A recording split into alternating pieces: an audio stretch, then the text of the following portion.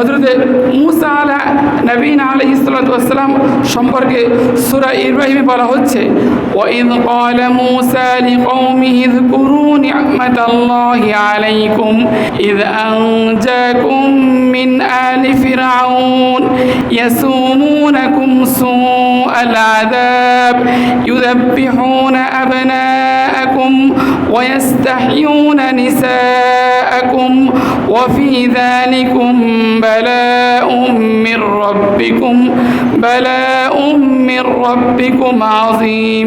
আল্লাহ তাআলা বলতেছেন যে স্মরণ করো ইতিহাসকে, যখন মূসা আলাইহিস সালাতু ওয়াস সালাম তার সম্প্রদায়কে বলেছিলেন, হে আমার সম্প্রদায়, উযকুরু নি'মাতাল্লাহ, তোমরা তোমাদের উপর যে আল্লাহ তাআলার অনুগ্রহ আছে এই অনুগ্রহ স্মরণ করো।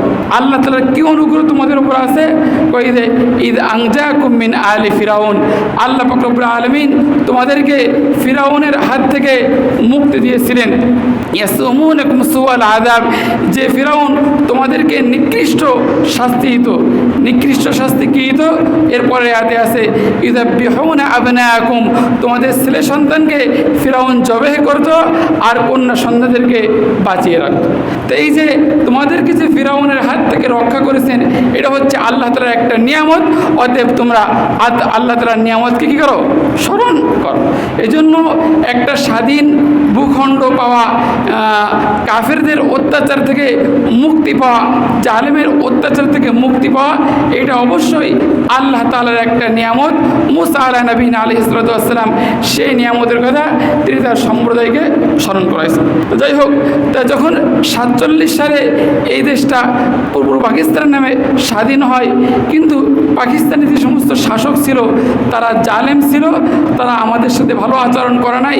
পাকিস্তানি শাসকরা আমাদের যে দীর্ঘদিনের পরাধীনতার পরে যে আমরা স্বাধীনতা পেয়েছিলাম, তারা এই স্বাধীনতার সাথে গাদ্দারি করে পাকিস্তানের খান পাঠানরা। এই জন্য যে সমস্ত মহৎ ব্যক্তিদের মাধ্যমে পূর্ব পাকিস্তান স্বাধীন হয় তাদেরকে তারা জুলুম করে। যেমন শহীদ সোহরাওয়ার্দী, ওনার বড় একটা নেতৃত্ব ছিল। ওই পাকিস্তানি শাসকরা ওনাকে আখ্যায়িত করে পাগলা কুত্তা বলে, শহীদ সোহরাওয়ার্দীকে।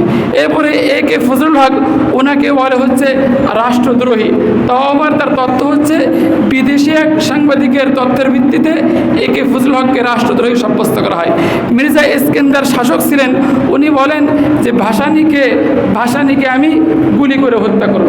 এরপরে ছাত্ররা শেখ মুজিবুর রহমান ওনাকে জেলে আটক করে। যাই হোক, যে সমস্ত মহৎ ব্যক্তির মাধ্যমে পাকিস্তান স্বাধীনতা লাভ করে, স্বাধীনতার পরে হচ্ছে এই সমস্ত মহৎ ব্যক্তিদের কাউকে জেলে আটক করা হয়েছিল, কাউকে পাগলা কুত্তা বলা হয়েছিল, কাউকে বিদ্রোহী বলা হয়েছিল, আর কাউকে গুলি করে হত্যা করতে চেয়েছিল পাকিস্তানি শাসকগণ।